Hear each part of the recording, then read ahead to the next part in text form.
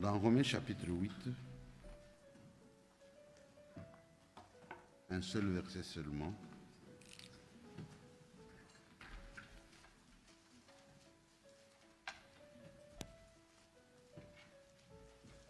Romains chapitre 8, le verset 28. Nous savons du reste que toutes choses concourent au bien de ceux qui aiment Dieu, de ceux qui sont appelés selon son dessein. Amen. Asseyez-vous.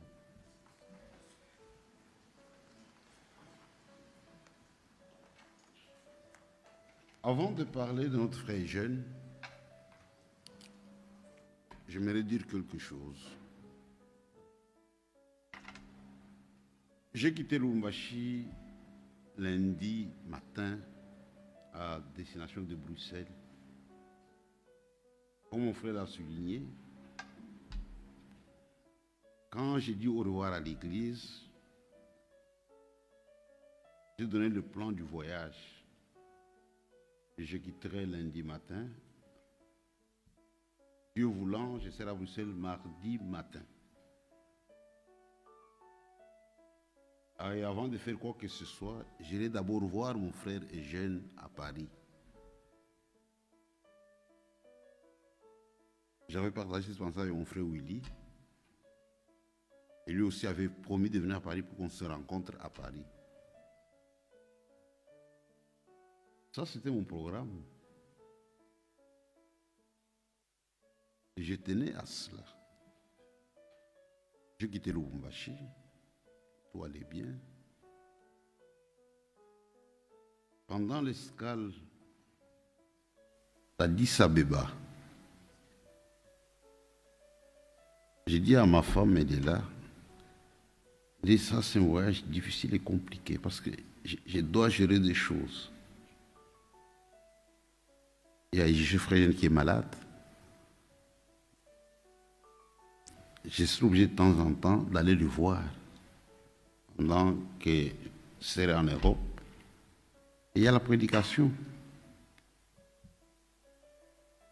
Quand on s'apprêtait à embarquer, j'ai reçu un coup de téléphone, ça faisait minuit. Un frère qui me parle sur un ton hésitant.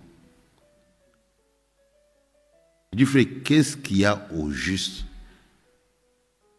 Et on a vu sur le réseau social, c'est comme si Eugène serait parti. J'ai appelé frère Michel à Bruxelles et il m'a confirmé la chose. Et là, on était sous le choc, moi et ma femme. Qu'est-ce que j'essaie de vous montrer? Nous sommes les hommes, limités dans le temps et dans l'espace. Nous avons été seulement surpris. Mais Dieu, notre Dieu, lui n'a pas été surpris.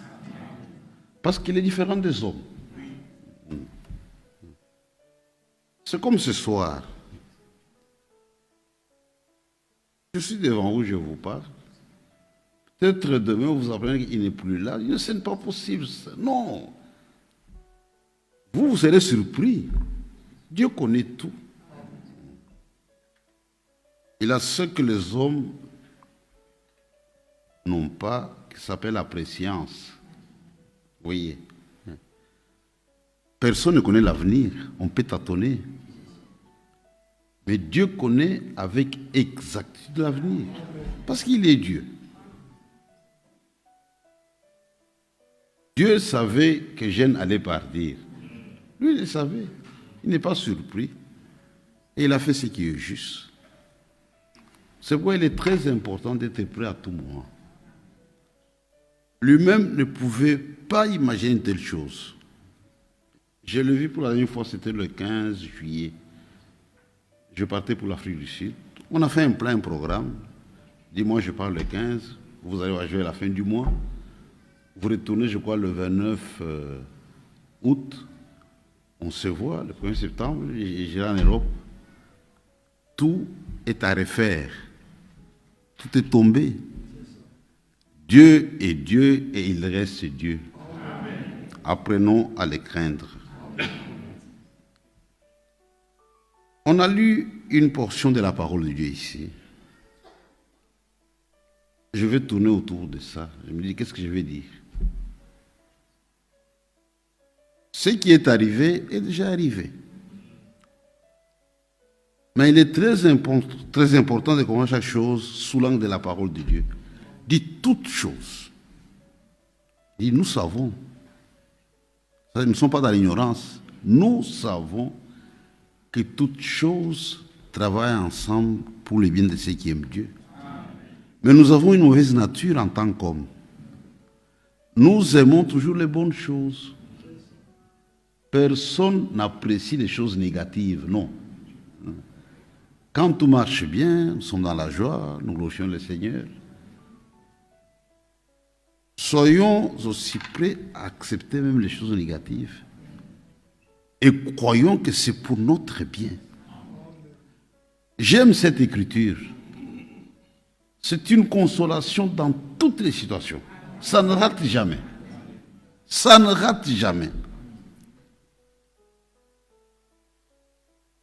Un jour, nous étions en Ndola en partance pour Lusaka pour aller rencontrer frère Franck.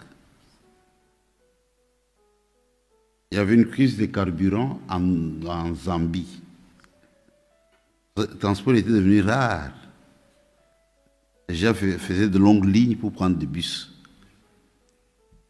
On avait passé une nuit à Ndola et on s'était donné rendez-vous avec Frère Kalele aux arrêts vers 8 heures, quelque chose comme ça. Moi, Frère Mwamba et Frère Kalele. Nous sommes arrivés à temps, on l'attendait. Le frère était arrivé avec un retard de 2 heures. Il s'imaginait qu'on allait lui adresser des reproches. Nous sommes dit à Frère Mwamba, on ne dit rien. Quand il est arrivé, on a commencé à le consoler. Il dit, frère, le Seigneur connaît. Même ce retard, il est bon pour nous. Et comme les gens étaient en ligne, il y avait une longue ligne et on était le dernier. Après, on n'a pas fait 5 minutes. Comme on était au bout de la ligne, on a dit à un jeune venir dans la précipitation, dit, il y a une voiture qui va à Lusaka. On a besoin de 3 passagers. Nous n'étions que 3. Et on a payé le prix du bus pour nous rendre à Lusaka dans une voiture neuve. Dit, frère, que Dieu te bénisse pour le retard. C'est une écriture qui ne rate jamais. Amen. Tu vois. Même ce qui est arrivé, c'est pour le bien de frères et jeunes. Quand nous serons de l'autre côté, chacun donnera raison au Seigneur. Amen. Et si nous le savons, quand cela arrive, on doit avoir un comportement conséquent et responsable.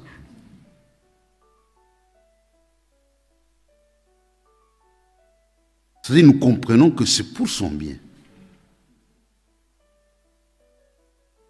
Et celui qui a compris, il agit de façon responsable.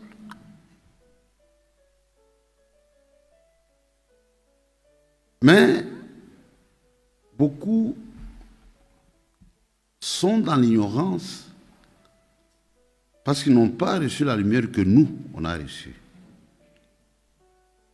Ils peuvent lire la chose, peut-être de façon intellectuelle, ils peuvent répéter cela, mais quand la chose arrive, observez leur comportement, leurs agissements. Il est vrai que toute séparation cause de douleur, c'est tout à fait normal. On ne peut pas être insensible, il pleurer avec ceux qui pleurent.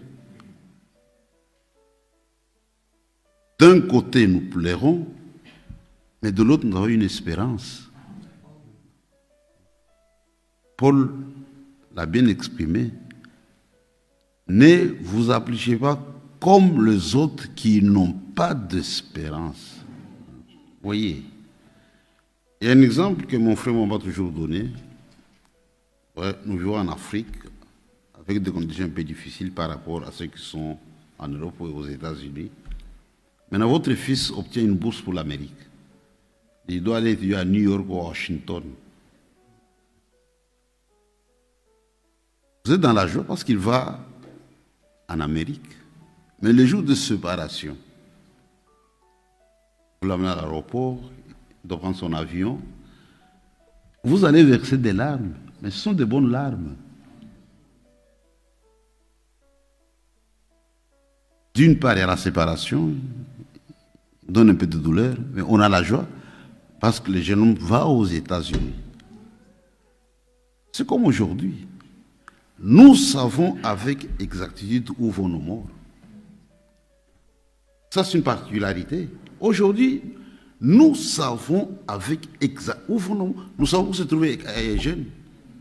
Il est au paradis attendant le retour du Seigneur. Si on pouvait lui demander de revenir, dit Eugène, regarde ta femme, tes enfants, tes frères, l'église, tout ça. Voudrais-tu rentrer? Il refuserait. Il dit non, non, non, non.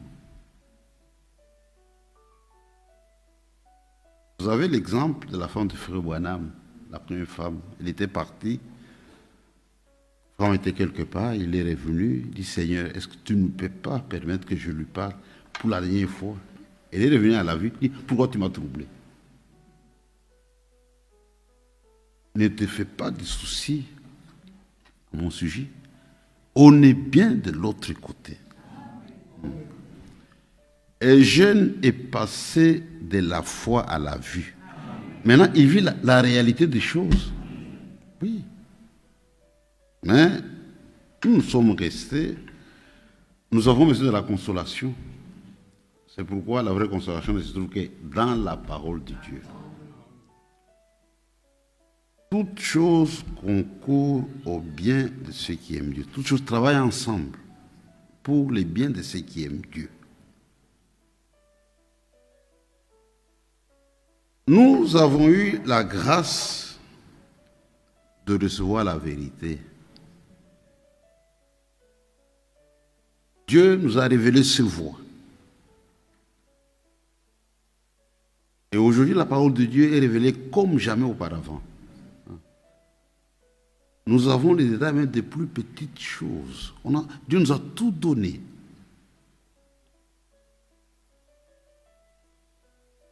Et nous pouvons nous estimer heureux. On a chanté un cantique que j'ai aimé, Torrent d'amour.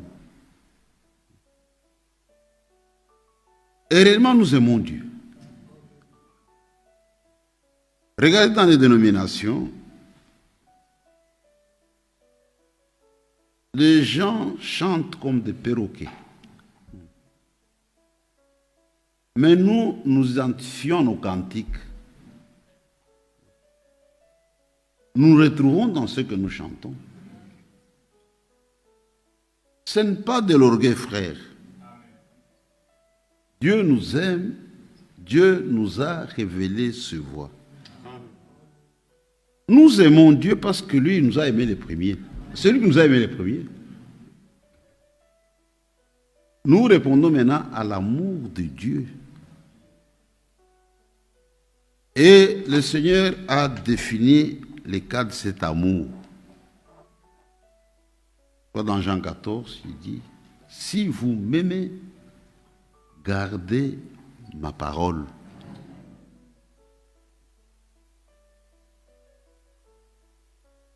Ça, c'est le cadre de l'amour que Dieu lui-même a défini.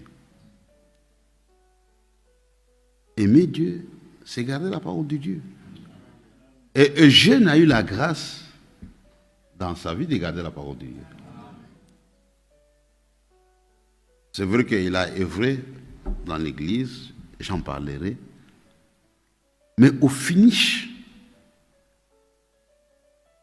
ce qui est important pour le Seigneur, c'est le fait de garder sa parole. Paul était prédicateur. Dans 1 Corinthiens chapitre 9, sur une mise en garde très sévère à l'égard de tous les prédicateurs, dit, je traite mon cours durement de perdre la vérité d'être rejeté après avoir prêché aux autres. Donc ce n'est pas une garantie. Aimer Dieu, c'est garder la parole de Dieu.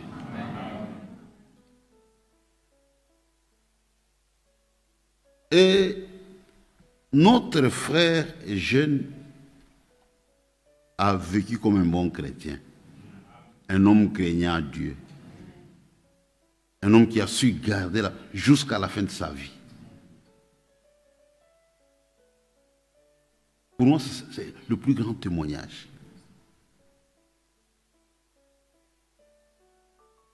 Et nous remercions le Seigneur pour cela. Je parlais des jeunes en 3 étapes. D'abord comme croyants. Je ne l'ai pas connu en dehors de la parole de Dieu. Il y a des gens qui ont été des amis avant de croire. Ils sont venus à la parole de Dieu. Moi, je l'ai rencontré en Christ. Comme frère. Il était encore très jeune. Je l'ai vu grandir dans la foi. C'était un homme extraordinaire, un homme de paix. Et un vrai fils de Dieu, c'est un fils de paix. Jésus l'a dit, heureux ceux qui procurent la paix, car ils seront appelés fils du Très-Haut. Un fils de Dieu n'est pas conflictuel, non.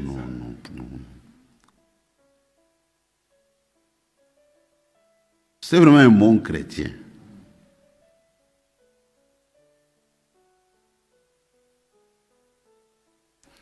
Il a été avec vous ici en France, à plusieurs reprises.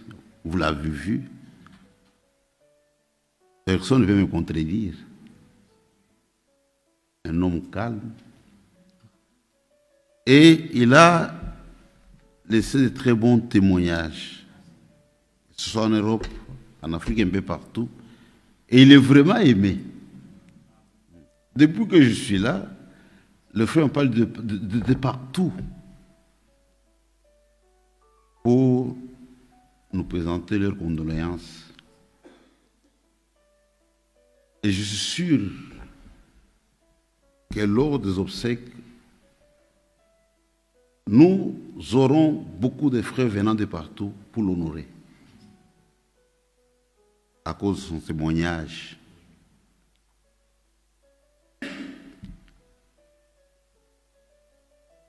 Frère jeune a travaillé dans notre église comme d'abord diacre.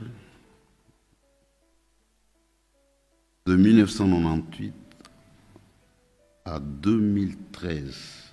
Ça fait 15 ans comme diacre. Et vous savez que quand on doit placer dans l'église, il y a des conditions. C'est qu'il remplissait des conditions pour être élu comme diacre.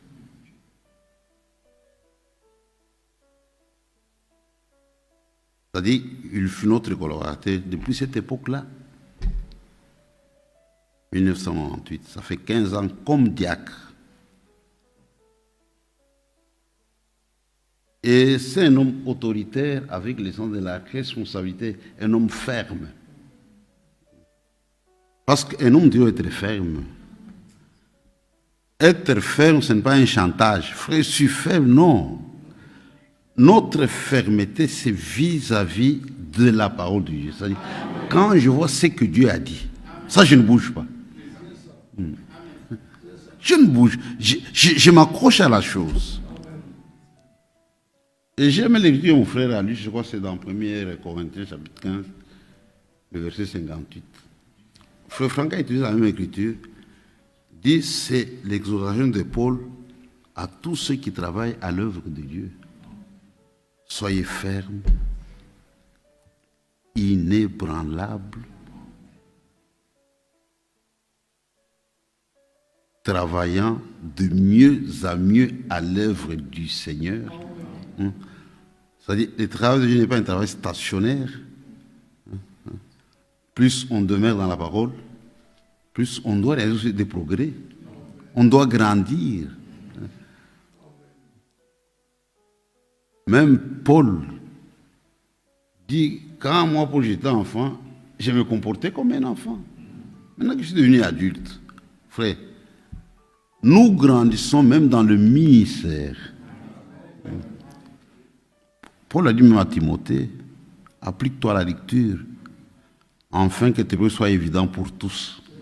On doit voir que vous êtes en train d'évoluer. Et j'ai vu ça dans notre frère. C'était parmi les meilleurs diacres dans les services qu'il rendait au Seigneur. Maintenant, vers 2015, nous étions deux anciens, moi et Frère Kaka. On prenait de l'âge, la fatigue s'installait, et on a compris qu'on avait besoin de l'aide. Il fallait trouver quelqu'un. Et on a regardé, nous avions à l'époque porté notre choix sur notre frère jeune, pour qu'il nous accompagne.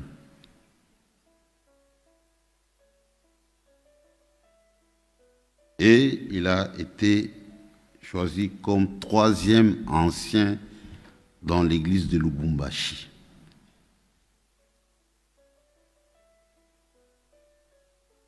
On a travaillé dans l'amour, dans l'harmonie.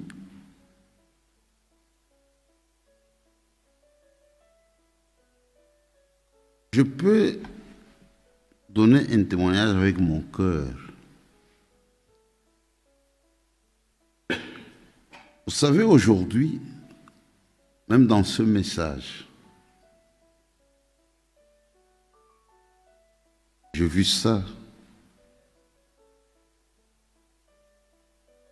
à beaucoup d'endroits.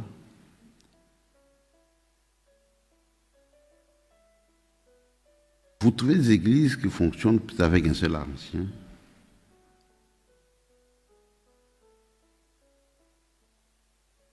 Et on trouve que cela est normal.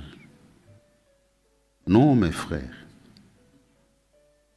Une église aura d'avoir des anciens, minimum 2 anciens. On est déjà au nombre de 2. Mais les gens se demandaient pourquoi en ajouter un autre. Nous prenons de l'âge. Dieu peut nous rappeler d'un moment à l'autre. On doit penser à l'œuvre de Dieu, on n'est pas égoïste, frère. Nous aimerions avoir quelqu'un qui va nous accompagner pendant que nous sommes encore en vie. Nous voyons comment il travaille. Si à corriger, on corrige.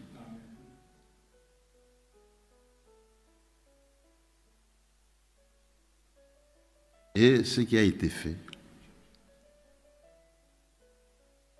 Il nous a accompagnés, on tenait des réunions, on partageait les pensées.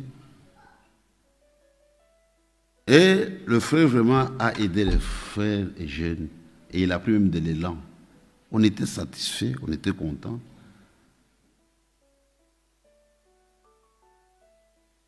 Je pouvais lui dire, frère, tu dois te comporter comme si je ne suis pas là.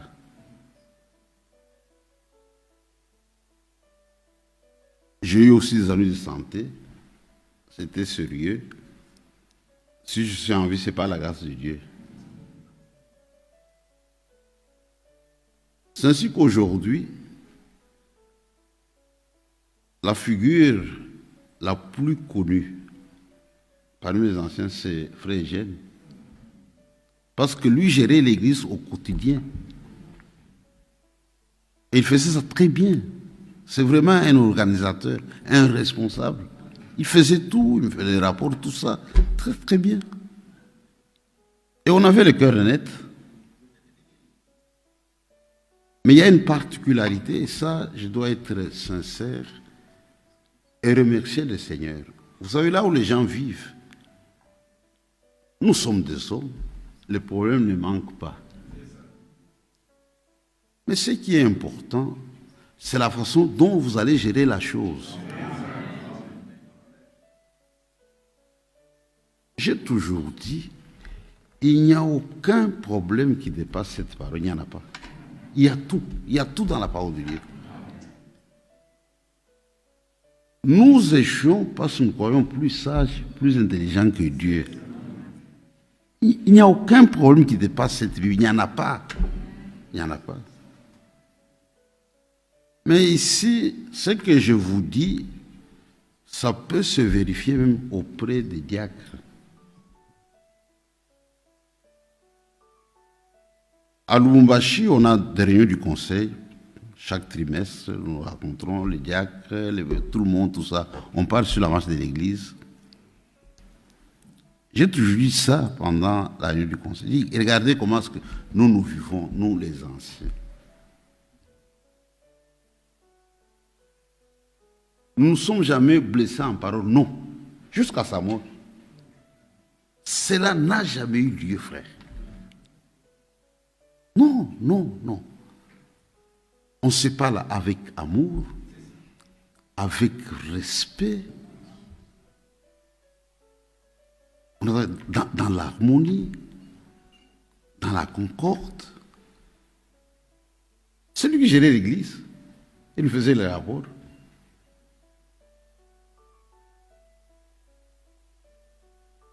Et Dieu a décidé qu'entre à la maison, c'est qu'il laisse un vide à combler, et ce n'est pas facile. On n'aura pas un autre jeune, lui il est déjà parti. Quand quelqu'un part, il est parti, c'est fini, avec ses qualités. Donc c'est vraiment dur pour nous, pour moi, pour Ekaka. Mais Dieu qui a blessé, il sait comment aussi bander. Tu vois. Nous sommes des hommes limités dans le temps et dans l'espace. Et l'œuvre de Dieu prospère entre les mains de Jésus. Nous croyons que le Seigneur fera quelque chose pour combler ces vides. C'était un vrai collaborateur, un meilleur collaborateur, un ami. On a travaillé comme des amis.